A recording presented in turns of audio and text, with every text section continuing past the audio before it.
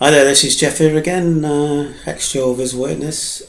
And I don't know if you've noticed, but in some of my videos I have said that to me the governing body throughout their time have been evil men. And this is some of the reasons why I think that. I think indirectly they have killed thousands of people with their rules and regulations. They've covered up sexual abuse in congregations.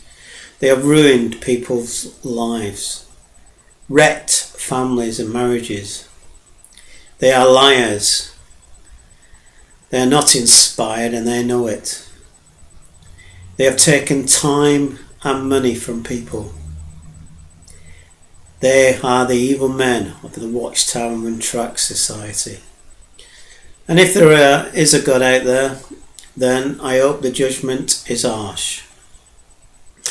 As for genuine, caring, nice Jehovah's Witnesses, I've got no animosity towards you whatsoever. You are victims of a cult, blinded by new light, and are following a few men from Brooklyn. So I'm going to go back now to why I left. The reasons why, and it stems back really from about 1983 by a book called Crisis of Conscience by Raymond Franks. Very famous book within ex-Jehovah's Witnesses. I recommend this book if you're having doubts. So I remember that time that this book was demonized. It was an evil book. And some Jehovah's Witnesses left after reading this book and were considered evil people. And I was one of them. Well, I got that wrong. So 20 years later, around that, I was still having doubts, and I saw this book in the library. Now, I used to wonder why we couldn't scrutinise our own religion when we expected others to do the same about theirs.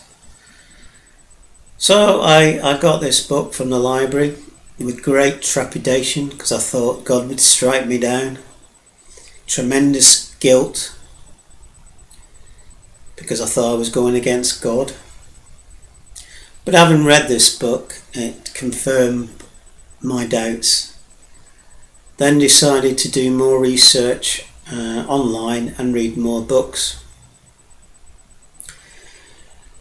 I then came to realise my life came crumbling down because I realised what I thought was the truth had turned out to be one big lie. So as you can imagine, it was quite traumatic. These are some of the reasons why, not all the reasons why, what I found out and later found out.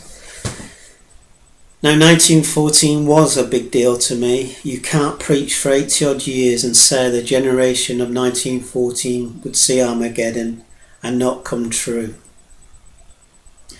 As the scripture says, if it doesn't happen, it didn't come from God. So who did it come from? It came from man. Mexico, Malawi, where there was one rule for one country, another rule for another, which resulted in Malawian Jehovah's Witnesses being murdered and tortured. Again, the cover-up of sexual abuse. Charles Taze Russell was into pyramidology and miracle wheat. Now, would God use a man like that to found the true religion? He's actually buried next to a mini pyramid and would be now disfellowshipped for believing what he believed then, the founder of the religion. The witnesses were affiliated to United Nations for 10 years, the great beast of Revelation as they claim. The dates of 1975, which I remember, 1918 1925, claiming things were going to happen and didn't. They are false prophets. Repetition for emphasis, Watchtower and Tract Society, you are false prophets. In 1925 they said millions now living would never die. It might have been sooner, I think it might have been 1918, but it was around that time. They are now dead.